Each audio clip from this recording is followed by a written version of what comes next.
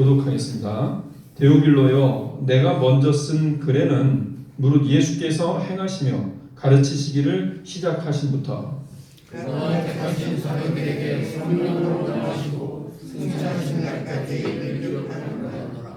그가 고난받으신 후에 또한 그들에게 확실한 많은 증거로 친히 살아계심을 나타내사 40일 동안 그들에게 보이시며 하나님 나라의 일을 말씀하시니라. 서로와 함께 모이사 그들에게 공부하여 이르시되 예루살렘을 떠나지 말고 내게서 금과 어떻게서 다 같이 요한은 물로 세례를 베풀었으나 너희는 몇 날이 못되어 성령으로 세례를 받으리라 하셨느니라. 아멘. 할렐루야. 하나님 아버지시여, 우리 가운데 말씀하시고 주님 그 말씀 가운데 열매 맺을 수 있도록 능력으로 역사하여 주시옵소서. 감사하며 예수 이름으로 기도합니다. 아멘. 1절 2절 다시 한번 읽어보겠습니다. 1절 2절 시작. 데오빌로여, 내가 먼저 쓴 글에는 무릇 예수께서 행하시고 가르치시기를 시작하신부터 그가 택하신 사도들에게 성령으로 명하시고 승천하신 날까지 이를 기록하였노라. 아멘. 여기 보면은 먼저 쓴 글에는 이렇게 나오죠. 먼저 쓴 글이 있죠. 누가가 먼저 쓴 글이 뭐죠? 누가복음을 먼저 썼죠. 그리고 사도행전을 썼습니다. 누가복음의 내용은 예수님께서 이 땅 가운데서 생활하시고 어떻게 말씀을 전하시며 행하시고 그리고 십자가에 못 박혀 돌아가시고 부활하신 예수님의 그 삶의 내용이었습니다. 그리고 사도행전은 그 예수님께 사명을 받은 그 제자들이 성령을 받고 땅끝까지 이르러 복음을 전하게 되는 이야기, 바로 그 내용이 사도행전 내용입니다. 누가는 그런 내용을 꼭 필요한 내용이라 여기고 기록하고 그리고 데오빌로에게 이것을 헌정합니다. 데오빌로는 아마도 이방인 기독교인, 그러나 사회적으로는 꽤 지위가 있어서 이것을 이 두 권의 책을 헌정했을 때 많은 사람들에게 이 책이 영향을 미칠 수 있는 그런 사람이었을 것이다, 이렇게 예상을 해보게 됩니다. 그렇다면 누가가 왜 사도행전, 누가복음과 사도행전 이 책을 썼을까요? 쓴 목적이 무엇일까요? 누가는 정확한 바로 하나님의 그 복음, 그것이 변질되지 않기를 바랬고, 그리고 그 복음이 어떻게 전파되었는지를 정확하게 사람들에게 전하기를 원했습니다. 물론 학자들의 여러 견해는 좀 다른 차이가 있겠지만 저는 이제 누가복음을 70년대 좀 초중반 그리고 혹은 후반 이때쯤에 기록된 것으로 저는 이제 생각을 하고 있어요. 마가복음 같은 경우는 한참 복음이 로마에서 전파되어질 때 베드로가 나이가 많이 먹어서 이제 하나님의 그런 어떤 예수님과 함께했던 그 기억들을 남기고자 해서 마가를 통해서 기록한 게 마가복음. 그리고 AD 66년부터 70년까지 이스라엘과 로마의 전쟁을 통해서 예루살렘이 완전히 무너졌을 때 대혼란이 일어나죠. 그래서 그 유대인들의 혼란기에 복음을 예루살렘은 무너졌지만 사실은 그것은 예언된 것이었고 사실 진정한 예루살렘은 예수님이다 하는 내용으로 바로 유대인들을 대상으로 유대인 기독교인들이 흔들리지 말라고 쓴 책이 바로 마태복음. 그건 이제 70년대 초반에 쓰여진 책이죠. 그리고 그 이후에 또 이 예루살렘 성전이 무너지고 그리고 많은 유대인 지도자들이 끌려가기도 하고 고난을 당하기도 하고 그 당시에 교회의 훌륭한 지도자들은 대부분 다 유대인이었죠. 그런데 유대인들이 다 잡혀가고 끌려가니까 아직 온전하게 성장하지 못한 그런 이방인들, 이방인 기독교인들 당황하겠죠. 지도자가 끌려가고 혹은 도망쳐서 다른 데로 가야 되고 이런 상황들이 펼쳐지고 혼란스러우니까. 그리고 또 그 당시 또 많은 전쟁이 있어서 많은 또 남자들이 또 전쟁에 또 참여하면서 많이 죽고 그러는 중에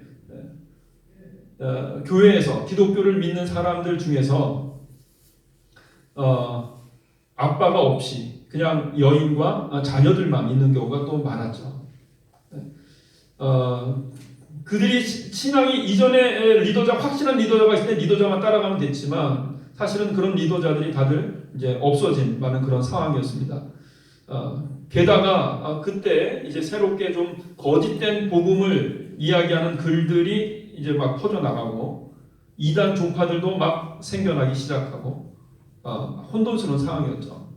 그때 누가는 정확한 하나님의 이 말씀 복음을 기록해서 전해줘야 한다라는 사명감이 있었고, 그래서 그 사명감 안에서 주님께서 받은 그 사명감을 가지고 누가는 바로 열심히 이 글을 기록했던 것입니다. 정확한 하나님의 복음의 그 말씀. 그리고 누가가 이 글을 썼고 이것이 효과적으로 영향력을 갖게 되었던 것이죠. 누가가 이런 글을 쓸 수 있었던 이유는 복음에 정말로 합당한 하나님의 말씀에 합당한 이 복음을 이 누가복음과 사도행전을 온전하게 쓰고 지금까지도 이 복음서를 읽고 이 사도행전을 통해서 선교사님들과 많은 목회자들과 많은 성도들이 은혜를 받는 바로 이 글을 기록할 수 있었던 것은 본인 스스로가 그렇게 살았기 때문입니다. 본인 스스로가 그렇게 복음 안에서 예수 그리스도를 따르는 삶으로 실제로 살아가는 거죠. 그러는 중에 깨닫고 알게 되고 그런 내용들을 기록하고 쓰고 그래서 전파했습니다. 그래서 정확한 복음을 전하게 되었던 거죠. 그렇다면 여러분 오늘날의 시대는 어떻습니까? 오늘날의 시대는 20세기 말을 지나면서 이미 이성주의, 합리주의적인 사고에 대한 신뢰가 사라져버리고 더 이상 인간의 이성으로 유토피아를 만드는 것은 불가능하다. 그것은 모두가 다 알게 되어지고 이성을 중심으로 한 합리적인 사고가 갖고 있는 한계를 이야기하기 시작하고 이성을 중심으로 하는 신학은 인격적이시고 살아계시고 우리와 함께 하시는 바로 그 하나님을 잊어버리고 세계의 영, 약간 초월적인 세계의 영 이러면서 그렇게 이제 추상적으로 표현하는 하나님을 이야기하는 신학이 되어버렸죠. 제가 5년 전쯤에 아프리카에 갔을 때 아프리카에서 복음을 전하시는 이제 선교사님이 하시는 말씀이 복음을 열심히 전해서 만약에 이제 복음을 전해서 이제 그 현지인들이 교회가 커졌다. 그러면 즉시로 만모니즘이 틈탑니다. 선진국에서만 이제 교회가 쉽게 만모니즘이 돈과 권력과 혹은 그 인간의 쾌락적인 것으로 변질되는 게 아니라 살아가는 삶의 현장이 좀 더 열악한 지역인 후진국들에서도 복음이 전해지고 또 성장하고 사람들이 모이면 또 금방 변질되는 일들이 펼쳐지더라. 세계 곳곳에서 그런 일들이 펼쳐지더라 하는 이야기들을 하게 됩니다. 듣게 됩니다. 얼마 전에 중국에 저희가 다녀왔는데요. 중국에서 우리 선교사님을 만나서 같이 이야기를 나누는데 이제 더 이상 중국의 교회들은 한국에서의 그런 프로그램, 그런 어떤 신학적인 지식들 그런 것이 필요한 것은 아니다. 정말 중요한 하나님의 깊이 있는 실제적인 살아있는 하나님의 말씀이 필요하다. 그런 말씀을 전할 사람이 필요하다. 그런 말씀은 너무나 부족하다. 중국의 지하교회에 그런 말씀을 전할 수 있고 그런 말씀을 이해한 사람이 너무나 부족하다. 한국에서 좀 와서 지도자들이 그런 말씀을 좀 전해줬으면 좋겠다. 그런 이야기들을 들었습니다. 진짜 복음. 여러분 그런 진짜 복음이 중국 지하교회에 정말로 절실하다 합니다. 여러분 중국에서만 절실할까요? 한국 교단에서는 어떨까요? 한국 사회에서는 어떨까요? 아프리카에서는 어떻습니까? 인도네시아나 지금 기독교의 종주국이었던 미국이나 영국이나 독일에서는 어떻습니까? 전 세계가 지금 진정한 말씀을 찾고 있습니다. 물이 없어 가람이 아니라 하나님이 말씀이 없어서 가란 그런 시대가 오늘날의 시대인 것입니다. 오늘날의 영국과 독일 90% 이상이 무신론자가 되었습니다. 당연히 모슬렘에 휩쓸릴 수밖에 없는 환경인 것이죠. 지금 미국도 그렇게 흘러가고 있습니다. 똑같은 흐름으로 나가고 있습니다. 오늘날이야말로 진정한 복음의 사람이 필요합니다.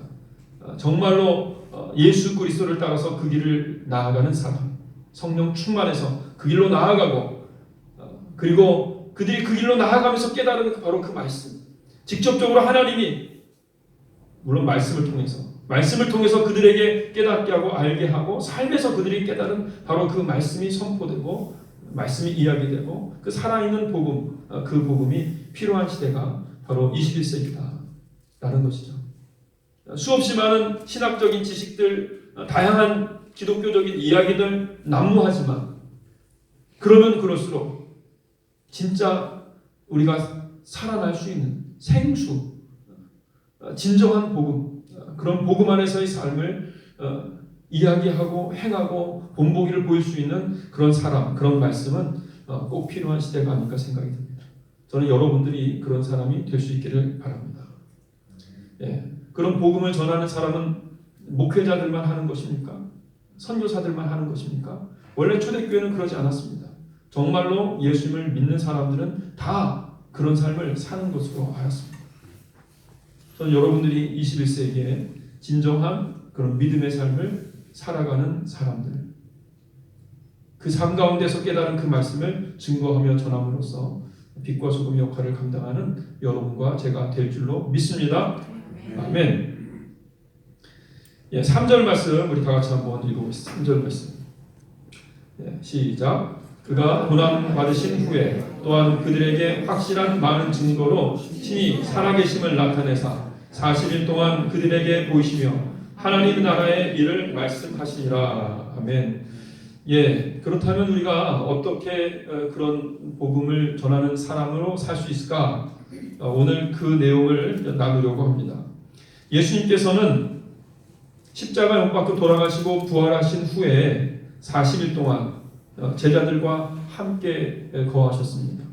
제자들과 함께 거할 때 어떻게 거하셨을까요?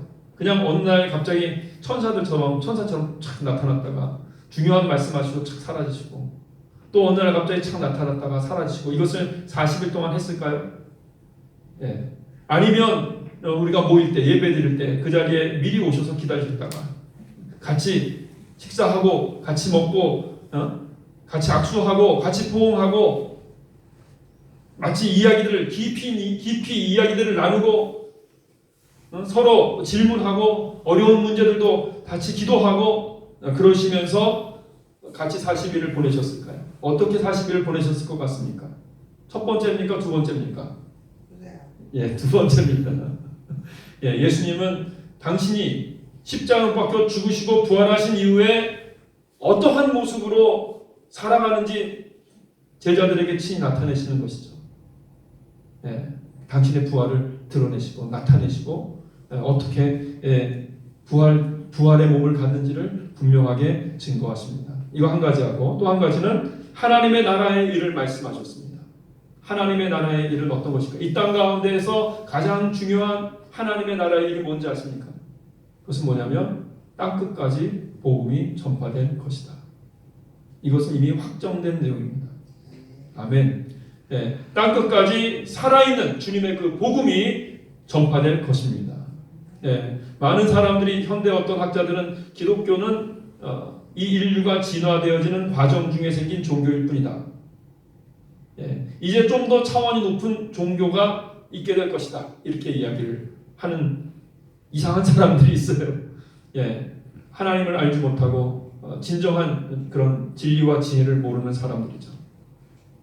예, 주님이 오시는 그날까지 예수 그리스도 그분을 믿는 이 신앙은 계속될 것이고 주님을 믿는 이 신앙이 없다면 이 지구는 망하게 될 것입니다. 지금은 많은 사람들이 예수 그리스도를 믿는 이 신앙을 별것 아닌 것처럼 생각하지만 그러나 얼마 안 남았습니다. 곧 하나님께서 우리가 믿는 이 신앙을 전 세계에 드러내실 것입니다. 인간의 모든 지식의 모든 능력의 한계를 뛰어넘는 하나님의 그 능력을 보이실 것입니다. 아멘. 아멘. 누구를 통해서? 누구를 통해서요? 예, 바로 여러분을 통해서. 예, 여러분을 통해서. 바로 나를 통해서. 아멘. 믿습니까? 아멘. 예, 우리가 말씀을 그리고 이어서 4절 5절 말씀 한번 읽어보겠습니다. 4절 5절 말씀 다 읽겠습니다. 시작. 사도와 함께 모이사 그들에게 분부하여 이르시되 예루살렘을 떠나지 말고 내게서 들은 바 아버지께서 약속하신 것을 기다리라. 요한은 물로 세례를 베풀었으나 너희는 몇 날이 못되어 성령으로 세례를 받으리라 하셨느니라. 아멘. 여기 보면 사도와 함께 모이사 이렇게 나왔죠. 모이사. 이 사도와 함께 모이사는 이제 앞에 어떻게 40일 동안 계셨는지를 잘 표현해 주는 단어예요. 여기서 모이다라는 이야기는 쉬날리조라는 단어인데 이 모이다라는 얘기는 그동안 이렇게 이제 40일 동안 계속 모이신 건데 이 모이다라는 이 말은 같이 밥을 먹는다. 밥을 먹으면서 같이 시간을 보내면서 같이 친밀한 그러한 이야기들을 나누면서 오랜 시간을 같이 보내는 것을 말합니다. 그러니까 아까 제가 말씀드린 두 번째 내용이 맞는 거죠. 그래서 NIV 영어는 이렇게 표현하는 거죠. While he was eating with them 이렇게 얘기하는 거죠. 이 모인다라는 얘기를 그가 그들과 함께 예수님이 그들과 함께 식사를 하셨다. 그러던 중에 이런 얘기죠. 네. 함께 모이던 식사하며 또 나누며 그러던 중에 어느 날 예수님께서 분명하게 명령하십니다. 어떻게 명령하셨죠? 예루살렘을 떠나지 말라 이렇게 명령하시죠. 예루살렘을 떠나지 말고 내게서 들은 바 아버지께서 약속하신 것을 기다리라 이렇게 말씀하시는 거예요. 예, 기다리라. 예. 아버지께서 약속하신 것이 무엇입니까? 아버지께서 약속하신 것은 요에서에서는 선지자들이 이미 예언했죠. 성령. 많은 선지자들이 예언을 했고 예수님도 말씀하셨고 세례 요한도 얘기했어요. 예수님이 제자들에게 이렇게 말씀하셨다고 합니다. 5절 말씀에 보면 요한은 물로 세례를 베풀었으나 너희는 몇 날이 못되어 성령으로 세례를 받으리라. 아멘. 몇 날이 못되어 성령으로 세례를 받으리라.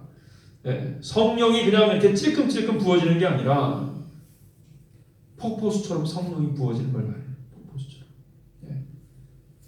아니면 성령 세례는 또 다른 말로 하면 성령의 그 강물, 성령의 강물에 완전히 깊이 들어갔다가 충분히 우리 온 몸이 다 적셔진 채로 다시 나오는 것.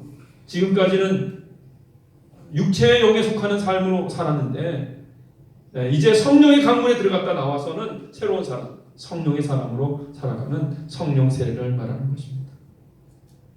여러분 중에서 성령 세례를 받아보신 분들이 있는 줄 압니다.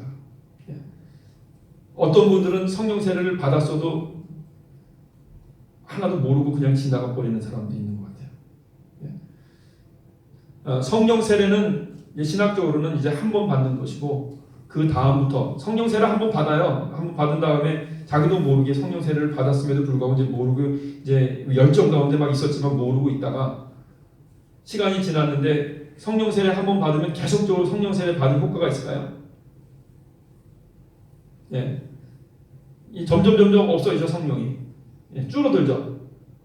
그리고 세상의 영이 채우죠.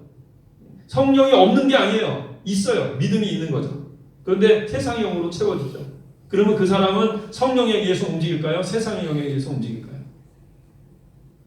세상의 영에 의해서 움직이는 거니까 성령이 역할을 할 수가 없는 거죠.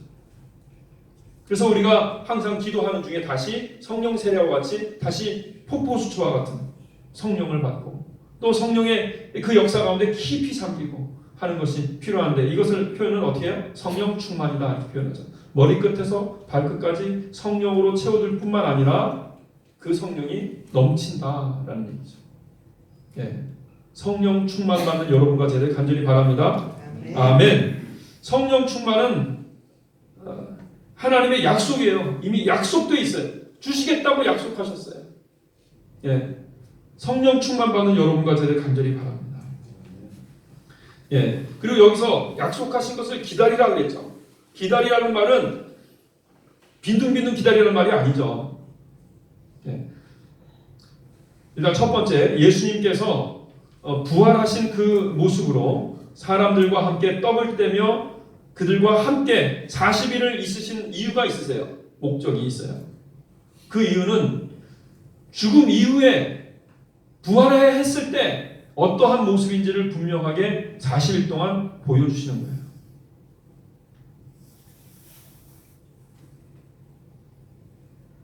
죽음을 넘어선 지금 인간이 사는 차원보다 더 상위 차원에서에 속하는 그러한 부활체. 그 부활체의 몸은 뭐 천사와 같거나 어떤 환상 가운데 있는 것이 아니라 우리와 똑같은 몸이라는 거죠. 지금 우리의 몸보다 더 완벽한 똑같은 몸이에요. 그리고 우리가 서로 이야기를 나누고 서로 밥을 먹고 서로 안고 악수하는 것처럼 그렇게 몸이 있고 또 피부가 있고 느낌이 있고 감정이 있는 그런 몸이란 말이에요. 똑같은 그런 몸으로 우리가 부활체를 얻고 그래서 하나님의 나라에서 살게 되는 거예요. 더 완전한 그 역할을 하게 되는 것입니다. 그러므로 예수님께서 여러분에게 말씀해 주시는 것은 다른 것이 아니에요. 죽음을 두려워하지 말라는 것입니다. 제자들에게. 죽음을 두려워하지 말라. 죽음은 더 완전한 세계로 나아가는 것이다.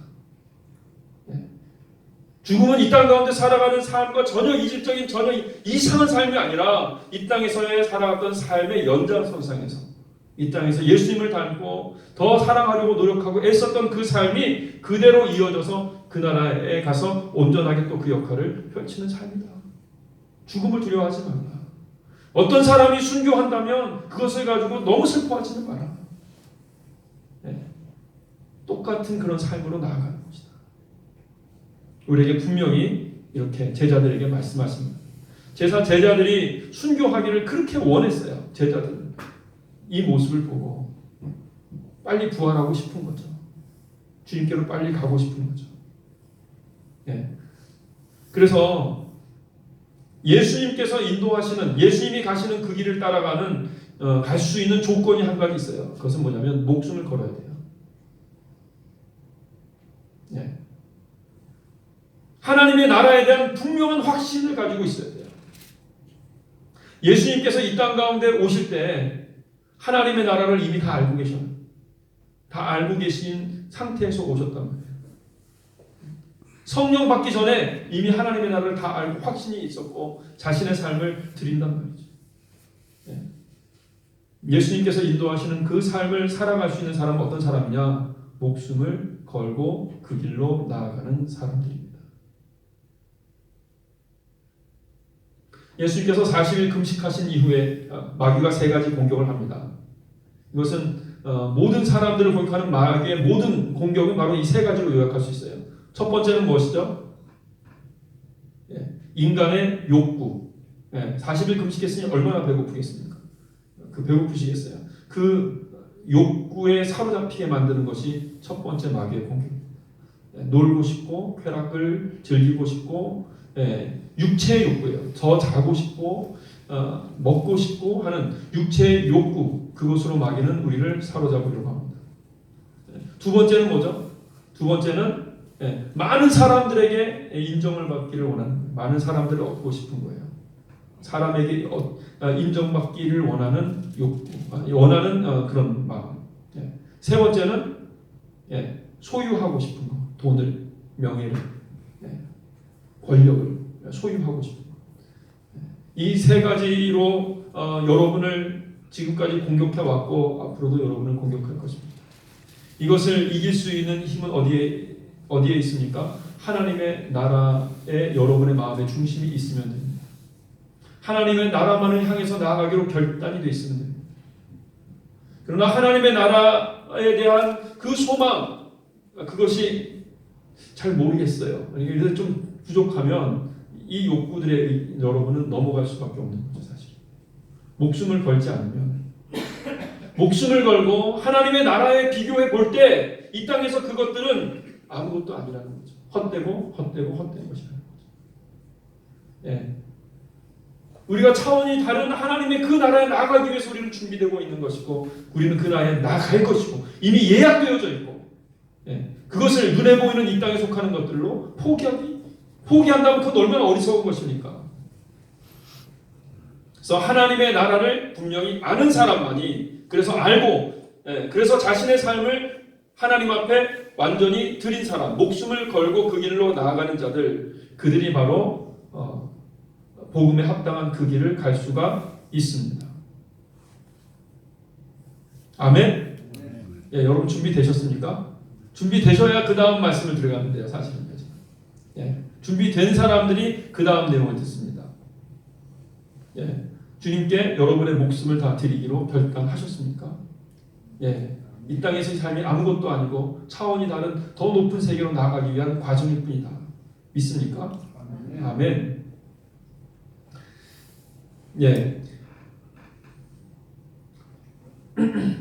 우리 누가복음 11장 9절에서 11절 말씀을 누가복음 11장 9절에서 11절 말씀을 제가 한번 읽어보겠습니다.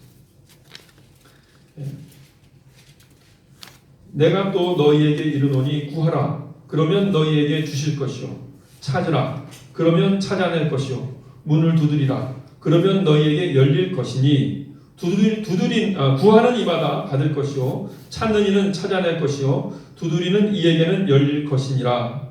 너희 중에 아버지 된 자로서 누가 아들이 생선을 달라 하는데 생선 대신에 뱀을 주며 알을 달라 하는데 전갈을 주겠느냐. 너희가 악할지라도 좋은 것을 자식에게 줄 알거든 하물며 너희 하늘 아버지께서 구하는 자에게 성령을 주시지 않겠느냐 하시니라. 아멘. 제가 성령 충만, 주님 왜 저에게 성령 충만을 안 주십니까? 이렇게 기도를 하다가 그냥 쉽게 편하게 말씀드리면 왜 성령 충만 이렇게 기도하다가 옆에 다른 데를 봤더니 아직 예수님의 그 성품에 대해서 모난 게 너무 많아요. 상처가 너무 많아요. 그리고 또 성경에 대한 지식도 너무 부족해. 저 사람이 성령 받으면은 좀 좌로나 우로나 치우칠 것처럼 보이는 사람인데 성령을 받더라고요. 성령의 능력이 임하시더라고요. 성령 세례를 받더라고요. 성령 충만을 받더라고요. 이게 뭡니까 주님? 저 사람은 성령 받으면 주님 문제가 생기지 않겠습니까?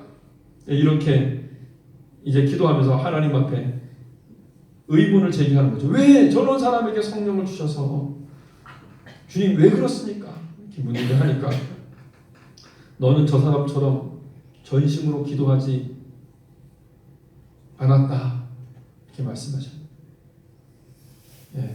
너는 저 사람처럼 전심으로 기도하지 않았다.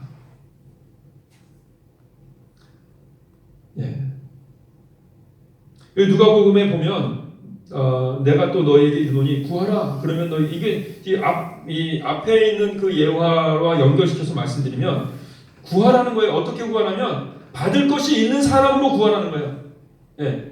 받을 것이 있는 사람이에요. 받아야 돼 지금 꼭 받아야 돼요. 받을 것이 있는 사람이 지금 꼭 받아야 되기 때문에 구하는 것처럼 구하라는 거예요. 하나님은 이미 주시기로 약속하셨어요. 그래서 자녀가 구할 때 지식이 부족하니까 잘못 구할 수도 있잖아요. 엉뚱하게 구할 수도 있죠. 그래도 하나님은 좋은 것을 주신다는 거예요. 그래도 하나님은 성령을 주신다는 겁니다. 그 사람이 인격적으로 아직 좀 부족해요. 아직 말씀의 지식이 온전하게 형성되어 있지도 않아요. 그런데도 불구하고 전심전력으로 구하니까 기도하니까 성령이 임하시다는 거죠. 그런데 어떤 사람은 말씀으로 어느 정도 마음이 딱 준비가 되어 있고 예수 그리스도의 성품이 또 연마가 되어 있어서 딱 성품도 어느 정도 모난 부분 없이 상처도 다 어느 정도 치유된 상태에서 딱 준비가 되어 있는데 성령이 임하시라는 얘기겠죠. 그렇게 구하지 않으니까 전적으로 구하지 않아요. 전적으로 구하지 않는 사람은 이 길을 갈 수가 없습니다. 성령이 임하지 않으면 이 길을 갈 수가 없는 것입니다. 전심전력으로 구하지 않는 사람들은 성령이 임하지, 성령 충만이 임하지 않습니다. 임하겠죠. 좀 약간 찔끔찔끔. 예. 그러나 하나님께서, 예수님께서 원하시는 성령은 성령 세례예요. 완전히 폭포수처럼 부어주는 겁니다. 예. 성령의 물에 완전히 잠기는 겁니다. 머리끝에서 발끝까지 성령이 그냥 가득 채워져서 넘치는 거예요. 구원하는 겁니다. 찾으라는 겁니다. 바로 예수님께서 기다리라고 하는 말은 바로 이렇게 기다리라는 것입니다. 목숨 걸고 기도하면서 바로 이렇게 기다리라. 하나님이 약속하셨다. 주시기로 약속하셨다. 너희가 좀 부족해도, 혹 좀 잘못 기도해도, 혹 좀 지식이 부족하고 좀 성격이 모나도 이렇게 기도하는 사람들에게는 성령 세례가 임합니다. 성령 충만합니다. 너는 이렇게 기도하지 않았다. 너는 이렇게 기도하지 않았다. 너가 이렇게 기도해 봤느냐? 이렇게 말씀을 하는 거죠. 예. 그래서 어떤 사람들은 성령 받고 문제를 일으키고 또 무리를 일으켜요. 그럼 또 묻는 거죠. 하나님, 저 사람들은 성령 받고 문제를 일으키잖아요. 예. 예, 다듬어 가시겠죠. 예, 맞습니다. 우리도 다듬어 가시고 그들도 다듬어 가시고, 다들 먼저 성령 받고 다듬어지는 사람도 있고 먼저 다듬어지고 성령 받는 사람도 있을 거예요. 예. 예. 하나님께서는 우리가 보기에 부족해 보이는 저들에게 성령을 주시면서 우리를 겸손하게 하시는 겁니다. 지식이 있다고, 신앙의 경험이 있다고, 경력이 있다고, 나름대로 그동안 많은 훈련을 받았다고 하는 사람들, 바로 우리 같은 사람들, 회개하라는 겁니다. 하나님만을 향하여서 전적으로 너희의 생명을 드려봤느냐? 전적으로 기도했느냐? 물으시는 겁니다. 예. 전심전력으로 기도하는 자에게는 이것은 약속이에요. 그냥 누구나 전심으로 기도하면 주신다고요. 성령 충만을 주시는 거예요. 성령 세례를 주시는 겁니다. 마치 저의 위로는 이렇습니다. 그래서 하나님께서 저들을 통해서 우리를 깨우시기 위해서 저들에게도 성령 주신 거 아닌가. 그러나 여러분 보십시오. 우리 제자들이 말씀과 기도에서 온전하게 준비되고 성령 충만을 얻고 길을 나아갈 때 세계가 변화됩니다. 정말 그들이 정말로 진정한 복음을 증거하며 전하는 사람이 됩니다. 이 사도들이, 바울이 전하는 복음은 다릅니다. 그냥 능력만 있는 것이 아닙니다. 그 가운데 정말 살아계신 하나님의 그 역사, 그 삶, 그 지식, 그 말씀, 이 모든 것들이 하나가 돼서 선포되어지는 것이 아닙니까? 그래서 전 세계 복음이 증거된 것입니다. 여러분, 바로 여러분에게 성령 충만이 필요한 이유가 바로 여기에 있는 것이고, 여러분이 성령 충만을 받으면 전 세계에 새로운 부흥이 일어나게 될 것입니다. 아멘. 성령 충만은 어떤 사람이 받는다고요? 성령 충만은 전심전력으로 기도하는 사람, 그들이 받는 것입니다. 그렇게 기도하는 여러분과 제 되게 간절히 바랍니다. 저는 계속적으로 요즘 제 마음 가운데 부담감이 있어요. 기도가 부족하다는. 하나님께서 이 교회를 기도의 군사들을 양성하는 곳이라고 하셨는데, 제가 이렇게 부족하니 어떻게 기도의 군사들이 양성되겠습니까? 그래서 하나님께 다시 한번 또 오늘 말씀을 준비하면서 기도를 하는데, 5월달은 정말 기도에 전심전력하는 달로 잡아봐야겠다. 그렇게 생각이 들었습니다. 지금 4월에는 여러 가지 일이 많아서 5월 준비하고 5월 1일부터 5월 마지막, 5월 한 달 동안은 새벽 기도를 쉬는 날, 주일날 빠지지 않고 계속 하려고 해요. 예, 그리고 저녁 기도. 원래 하나님께서 성전을 세우신 다음에 의무적으로 하나님의 성소에서는 아침과 저녁 제사는 의무사항이었어요. 그래야 그곳이 바로 하나님의 성소였고 성전이었습니다. 다시 한번 또 생각하게 됩니다. 그래서 정말 이곳이 마지막 때 만민이 기도하는 집이다. 기도하는 집을 세울 사람이라면 아침과 저녁으로 기도해야 된다. 저는 그렇게 생각이 들어서 이번 5월 한 달 동안은 아침 6시 기도 그리고 밤 8시 기도를 주일, 휴일 상관없이 에브리데이 하려고 합니다. 그래서 정말로 우리가 가게 될 그 예배의 초소는 정말로 기도의 초소다. 도심지에 있는 바로 중기도 수준으로 항상 그곳에서 예배와 찬양이 울려 퍼지는 그런 장소가 되게 하려고 합니다. 그래서 새벽기도 그리고 밤기도 그것을 매일 하루도 빠짐없이 5월달은 계속 하겠습니다. 그리고 주중에는 화요일부터 이제 금요일까지는 이렇게 모여서 또 이렇게 기도를 오전 기도 또 화요일부터 금요일까지는 오전 10시부터 11시 반 12시까지 기도를 하고 그래서 5월 달은 휴일 상관없이 계속 기도하며 성령 받을 성령 충만 성령 충만을 온전하게 우리가 받고 경험하고 그리고 그 가운데서 이제 본격적으로 진정한 복음을 전하는 자의 삶을 살아보려고 합니다. 예수님께서 제자들을 세우실 때 그리고 누가가 주님의 진정한 복음을 전할 때 그 진정한 복음 예수님을 정말로 따르는 성령 충만해서 그 길을 따르는 삶은 바로 목숨을 걸고 주님만을 의지하며 살겠노라고 주님 하나님의 나라를 바라보며 나아가는 사람들 그들이 전적으로 기도할 때 성령을 받고 성령 충만을 받고 성령 세례를 받고 성령의 인도하심만을 따라서 그 길로 감으로써 진정한 그리스도인의 삶이 진정한 복음이 이 땅 가운데 펼쳐지게 될 것입니다.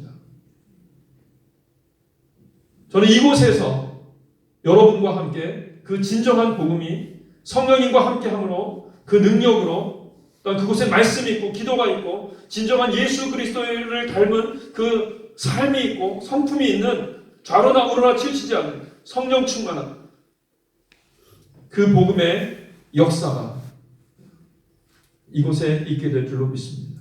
아멘. 아멘. 예. 그것을 꼭 해보고 싶습니다. 꼭 될 줄로 믿습니다. 왜냐하면 하나님께서 약속하셨으니까. 약속하신 것을 믿고 그리고 5월 한 달 동안에는 그것을 이루어 보려고 합니다. 전 여러분이 모두가 다 함께 그렇게 우리가 진정한 이제 복음에 합당한 성령 충만해서 성령님이 인도하심만을 받아서 그 길로 나아가는 바로 그 삶을 같이 시작하는 여러분과 되기를 바랍니다. 마칠 시간에 우리 다 같이 기도하시겠습니다. 주님 그렇습니다.